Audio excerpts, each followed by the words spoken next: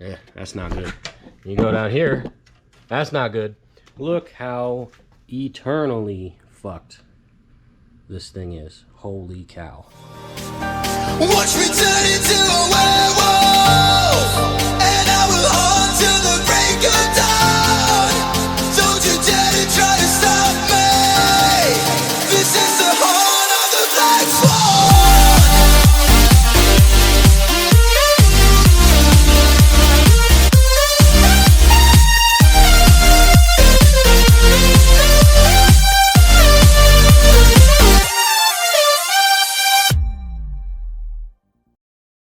Hey, what's going on, Insomniacs? Midnight Sun 518 here, and we have a maintenance video on the Speed. A little bit different, kind of, today. Instead of being preventative maintenance, this one's going to be corrective. I don't know. I don't think I talked about it yet. I'll show you. Basically, the AC condenser is missing approximately half, if not 2/3 of the fins for cooling. So whenever I'm not moving, it doesn't really get cold. Even when I am moving, it takes a little bit for it to start actually cooling down. So I'm gonna do the smart thing. I do have the part. It's that big ass box over there. I'll show you guys the brand new one here in a second. But I'm gonna do the smart thing when it comes to depressurizing and repressurizing the AC. And even though I want to do it myself, I think I'm gonna go to a shop this time and at least see if I can't watch them do it, so I can do a little bit of learning myself. And they have all the equipment to depressurize and make sure all the Freon and stuff doesn't get vented to the atmosphere, because save the planet and stuff. Yeah, so we're gonna head over to the shop and get the AC depressed, and then we'll get to doing some wrenching.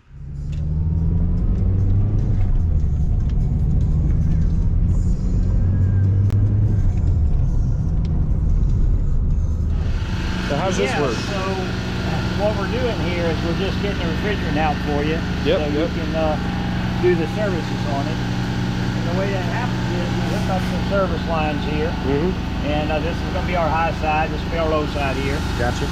You can kind of tell a lot about that because the low side is going to be fat like this, and the high side is going to be skinny. When this is operating, this one's going to be hot, and this one's going to be cold. Ice cold and very hot. Yeah, I've seen the condensation forming on the cold side. Sometimes it could get all the way down to freezing there, that's right. I believe it. And then of course, you know, when all that heat gets absorbed from inside, it comes out to the front to your condenser. And that's where you're talking about those fins being missing. Right. That's why they matter, because that heat has to get out of there somehow. And we were talking about the fan a minute ago. And this is your fan right here, this radiator fan right here. And I don't reach in here like I'm doing, because it could turn on and chop your finger. I know it's not going to be able to do that right now, though. But that's your only fan. And the way it works is when wind is blowing through here, it can blow these little flaps open over here. There's little flaps right here that blow open to wind. But when that fan's running, those suck shut. So all the air's coming through the fan. Right, yeah, so it's a good design, but those can get broken. They're all good on yours, by the way. Sweet. And now, so then as the machine does its job, just pulling the refrigerant out because there's a vacuum pump inside the machine. Then you can see it's pulled almost all of it out now. We're already into a vacuum here. Sweet. And the number that was on here when it had first finished was about 400 grams of refrigerant. Okay. It's short by about 50 to 75. Okay. The most that could go in it is 550, and it was about 400. So you could put as much as 550, and that's what we would do when you bring it back, is we'll fill it up. Is that like a normal leakage amount over time for a refrigeration system? So in reality, it shouldn't leak at all. Right. None, zero, zip. Yeah. That's the way it was designed. But it's a car, so it vibrates, it gets hot and cold, it's out in the sunshine, it's in the rain, it's on rough roads. Lots going on there. And so there's plenty of places where it can leak. It can leak through the hoses, where the hose fittings go on and where the hose meets the metal. It can leak at any joints where things come together. It can leak at the service ports. And this hose, the part you can see, is just a covering, and that covering's actually perforated so that if the hose inside was leaking, it would show there'd be oil coming out of those perforations. Oh, how interesting. Okay. Yeah, it is interesting. It keeps it from making a balloon. If it wasn't perforated, it's braided. I would it might assume it's swell braided, up and then boom, make a mess. So yeah, that kind of system been around a while. It works good though. But we got all your refrigerant out. Sweet. And so when you get ready, you come back and see me, and we'll get it all back in again. Sounds great. Thank you so much.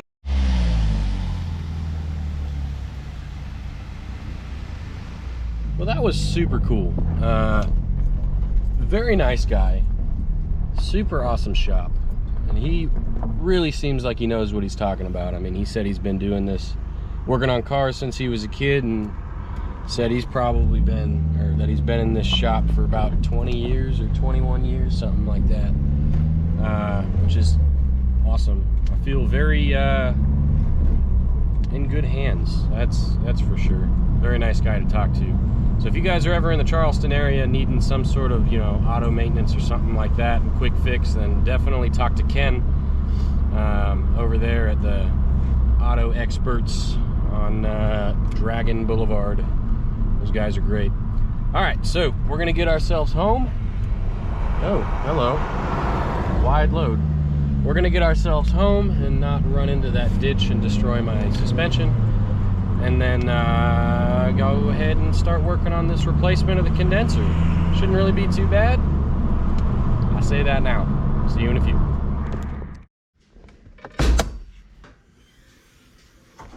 Oh yeah, good struts. Now comes the fun part. We got the new one in the box, but I'm not gonna bother opening the box just yet. There's a few little dents and dings, but I've already cracked it, and I'll show you why. It's mostly air. So I'm gonna start getting the front bumper taken off. So to start with getting this bumper off, I guess we kind of like move our way around the edge. So up in the fender well here, we have 1, 2, 3 little press tabs, which I believe it's got a little screw in the center that you unscrew, and then you can pull those tabs out. And then we have a little nut boy right here, which I believe is not a 10mm, that's for sure. It's also not a 9mm. Son of a gun. Hold up. Oh wait, there's a screw head on there. Duh, just use that. 10mm right there. And then these little pull tabs, right? So you get the little screwdriver up underneath and pull those straight out. Little body clips. These ones, you press down in the center, just like that. And then you should be able to like pull it up just like that. You can pull it out. I'll do that later. But yeah, so you got that one, that one, that one, that one, that one, that one, and then the same going down this side, another 10mm, and then the same thing up under the bumper right there. If you guys have a skid plate or a splash guard underneath, you will also have to disconnect that. I do not yet, so I don't have to worry about that. So I forgot, we gotta go under the bumper.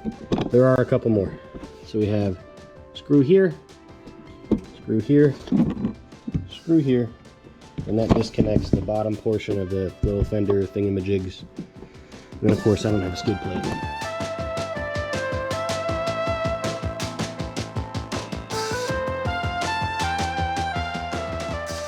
We're gonna go over here. We got a little bit of wiring harness going on. We do have a clip right here. And then this one is plugged into all of the fog lights and everything. So we really can't remove that unless we, I don't know what the hell this is. Well, that shouldn't be loose probably. I'll look at that in a minute. Either way, this clip, you're going to insert a flathead into the backside where the gray end of the clip is right there, and then it should come apart.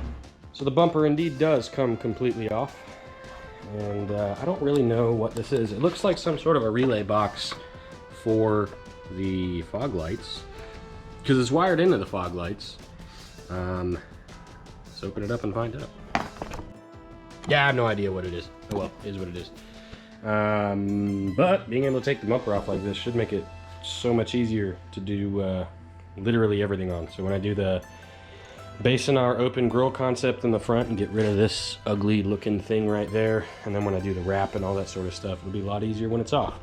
Also coming in the future, this right here, these whole assembly is going to get replaced with a quick release assembly that I will be installing. Also in the future, front crash bar is going to get completely removed and replaced with the front mounted intercooler, which will be dope. So as you can see, this is my old AC condenser right here, and then I think this is the dryer tower right here, but it is very much destroyed. And as you look right here, that's not good. You go down here, that's not good. So we're gonna get this completely removed from the car, and we should be able to do that without actually disconnecting and draining the engine coolant, because the other side of this, which you can't really see very well at all, but the other side of the AC condenser is the radiator for the car. So next we're going to be moving the headlights, which is 3 or 4-ish bolts. There's a screw. So we got a 10mm right here, 10mm right here, and then the inside 10mm right here, or the frontmost one, and then this teeny tiny little screw right there. So we're going to do that, both sides, get the headlights pulled off, and to unplug them, you're going to have to unplug all of the lights, so that may or may not happen. So that was actually super easy. That one plug right there connects to all of the lights in here, which is quite convenient. So this just slides out. So if you guys are ever going to replace your headlights, or I did a headlight restoration, it didn't come out very good because I used a new kit that I'd never used before, which means I'm going to do it again. But either way, I would highly recommend removing them from the car if you're going to do a headlight restoration, because you don't have to worry about taping anything off. You can get right up to the edges and none of it matters. I'm also in the future going to be busting into these headlight housings and doing a whole bunch of repainting and adding demon eyes and all that sort of stuff, all self-wired, so I got to figure that out eventually. But I'm just going to go ahead and set you right there for now.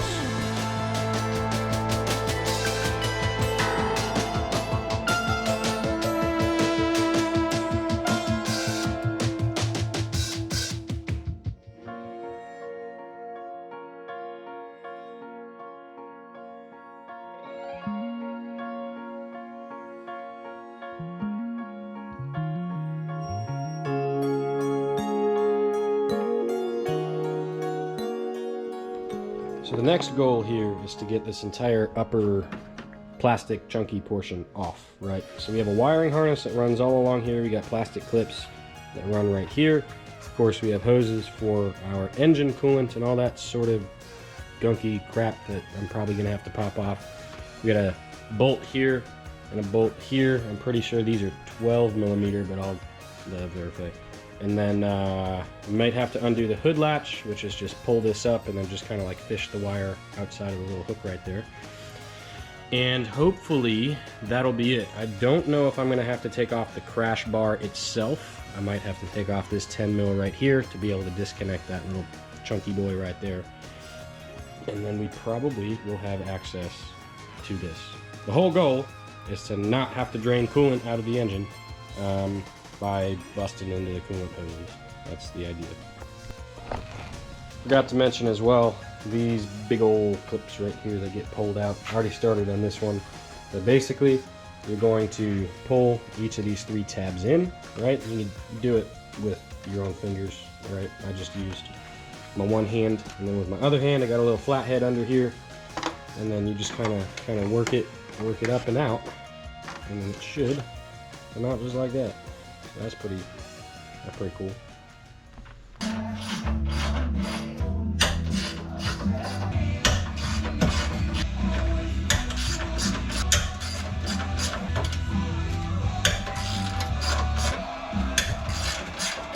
Oh, there's probably so much unnecessary disassembly, but it's fine. So, as you probably saw in my deconstruction little segment, this little crash bar is connected to everything, but I found out why. So, if you go down here, behind this little plastic doodad, there's another little bolt right there. And I think that one on both sides, and then this one in the center, should disconnect that heavy crash bar. And then we'll be able to take a look at the disgustingness that is my old AC condenser. Binding issues. Alright, so I got that 10mm bolt out, but this one unfortunately has a nut on the other side, which I can't reach, and it's spinning freely. So I'm just gonna kind of like, I'll leave that one off for now, because I get a little bit of flexibility out of this, right? And then I can take off that 10mm right there, which I think I can fit this in here. Nope, sorry, I got a 10mm wrench. Also, you're gonna need to use an open-ended box wrench, or, well, you just use a regular box wrench. Anyways, whatever. You can use it on here, 10mm, because my ratchet doesn't fit. All right, continuous update. So I got the trunk latch pulled off. I got this little wiring doodad unclipped because it goes in there. I pulled all the pop clips right here for this wiring harness that runs along the side, along with a couple of them that are on the side, both sides, right? And then this that runs right down here through the center, I just cut this with pliers because I couldn't get to it, but there's another clip right there for it, and another one right here, and this just kind of pulls out. I think this is the exterior like temperature sensor, I don't really know, We're just gonna feed back through here. And then I also pulled the condenser and the radiator upwards out of their little holes. That one on the far left and then that one on the right over there is where it was resting.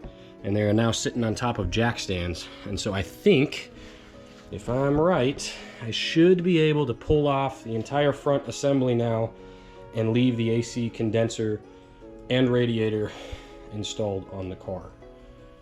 Wish me luck.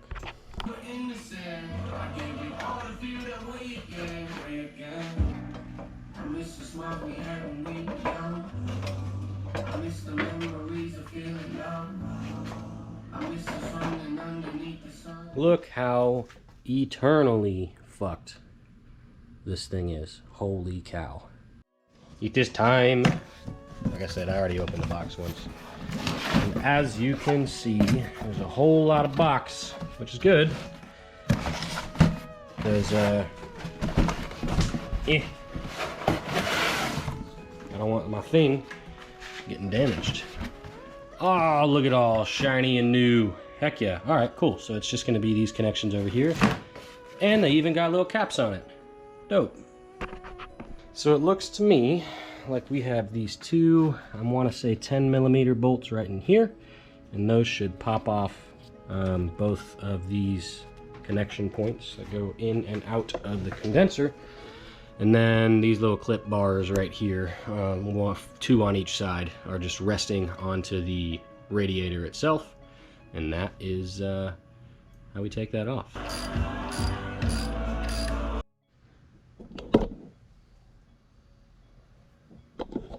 Man, I don't know who put this condenser in the first time, but they bent and cross-threaded the ever-living crap out of this bolt.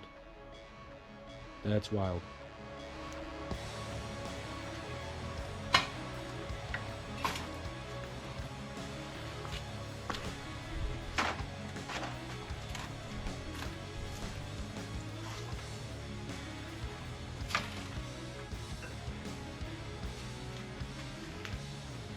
Well, outside of some bugs and stuff, my radiator looks totally good. But side-by-side comparison, old versus new, holy crap. That's insane. Now I know that the dryer is on the left over here, but it shouldn't be a problem. It should still fit, because everything else, all the piping is exactly the same size. They just kind of rerouted this right here instead of running it straight up. So I think it'll fit. Now I get to figure out how to do the exact same thing, but backwards.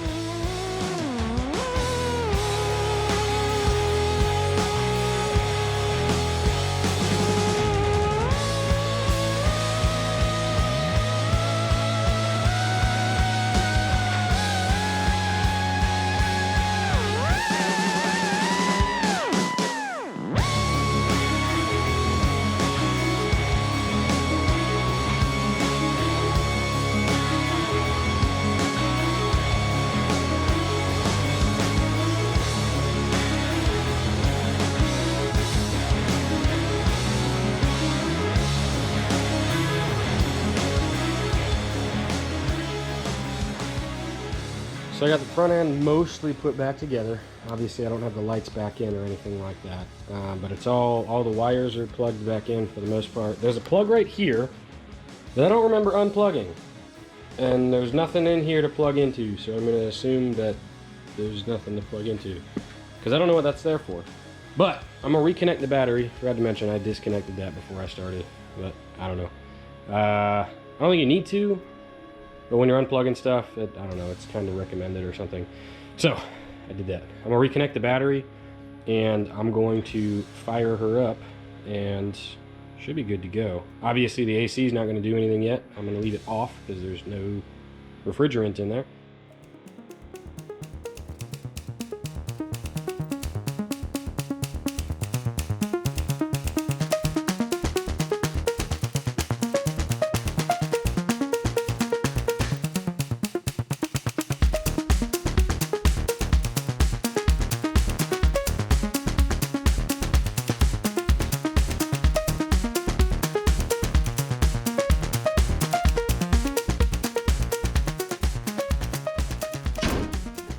Right.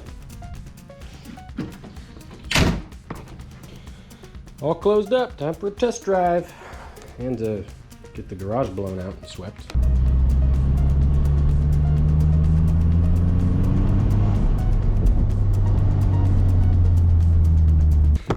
I'm really sweaty. I'm sorry. I'm sure I look freaking disgusting. It's great. I'm gonna go shower and not be gross. But yeah, so that's how you place an AC condenser in a 2012 Mazda Speed 3. Took me about 2.5, 3 hours-ish to do. And it was a lot of kind of like staring and figuring out what all I need to disconnect, because I was really trying to take off as little as possible. And then, like I said, I didn't want to have to crack the engine coolant lines as well, which I didn't, which is nice. So managed to do all that and not have to worry about having to replace, or I guess, yeah, replace all of the engine coolant. So that's cool. We are on our way back to the Auto Repair Experts, name of the shop. Yeah, we're gonna go get our Freon recharged, so hopefully it goes well. So what we got is the Mazda Speed here that we're going to do evacuate recharge on. Sweet. Harrison's done some repairs on it recently, and so he's just looking to get charged back up. And we're going to be using the Robinair machine. It's a good, reliable machine. And so we're just going to start by lifting the hood here. We've already unlatched that. And we're going to put some fender covers on here. It's just something we do around here. It's like a tablecloth at a restaurant. You know? Yeah. And then we're just going to hook these up and seal them off. These are quick connects, and they seal off the refrigerant system so none leaks out while we're connecting or disconnecting.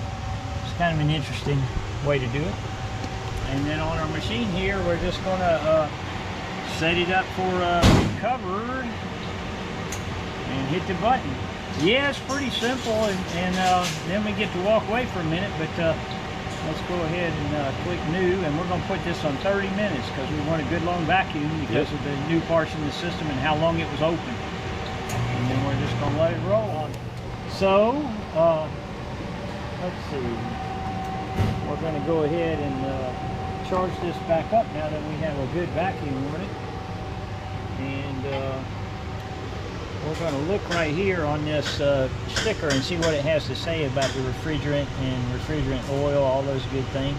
Might get out the magnifying glass so we can see it a little better, but I think we can see it right here. What we're going to do is we're just going to add with the machine 20 millimeters so that that's all inclusive in here, the R134 and the oil. Yes, we're going to, well, the oil is actually not in here. It's actually in this container here. The machine will inject it from there. Gotcha. We'll just inject enough there. The reason why we're injecting the oil is there's probably plenty of oil in the system. I doubt if you got any out of that condenser. It was probably dry inside. It was, yeah. But we'll add that so that we have the dye in there.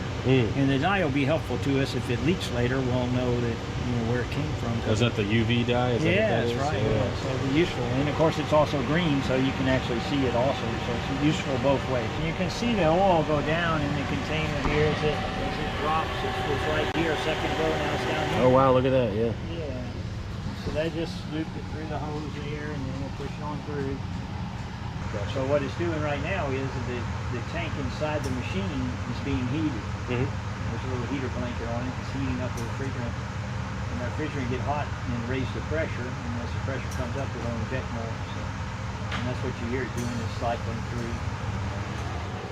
So it's basically just equalizing the temperature between like the car and the It's heating the tank hotter than the car so that it'll have a higher pressure to be able to finish filling it. Gotcha. So you gotta have the refrigerant go from the machine into the car. Yep. So, then we're just gonna start the car up and let it run a little bit. Sounds great. We'll see what happens with the pressure. What we expect to happen is the high side one to go up. Maybe 150, 175, 200. Yep. And the low side to come down. Maybe 60, 50, 45. All right. Look at that. Just like you promised. That's what we're looking for, yes sir. And so I just stabilized it a little bit here. It came a little low, now it's still climbing. As it gets on up, the fan speed will pick up some. So we're going to watch for fan speed to pick up here. Blowing already warm air, so that's good. Before we want to feel some warm air come off. Sweet. As so we're up around 2 1/4 here, so just a tad high, but it's hot. The car's hot, so we're good on that. And down here we're around 45, so if we related that to temperature, that's going to be somewhere in the 35-degree range, so plenty cold.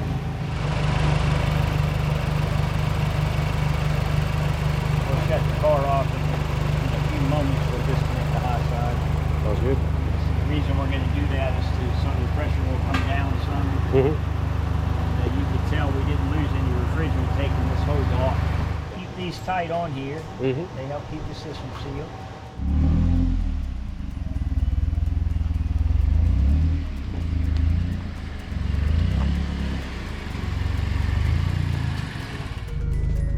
Well, sweetness. The air is cold. That's what we want. All the pressures on the system looks good. We had about a 20, I'd say probably about a 21, 22 inch vacuum drawn, which is awesome. It's a really good vacuum. And yeah, so doesn't seem like there's any sort of a leak in the system, which I didn't expect there to be. But with those little like gaskets and that kind of stuff, you know, never can be too sure until you're sure, you know what I mean? But with that, that's how you replace the AC condenser. So I hope you guys have found any sort of usefulness or meaning out of this video. If you have any questions, please drop a comment down below and I'll do my best to answer it, best of my abilities. But yeah, appreciate you guys for watching, and I'll see you next time. Midnight Sun out.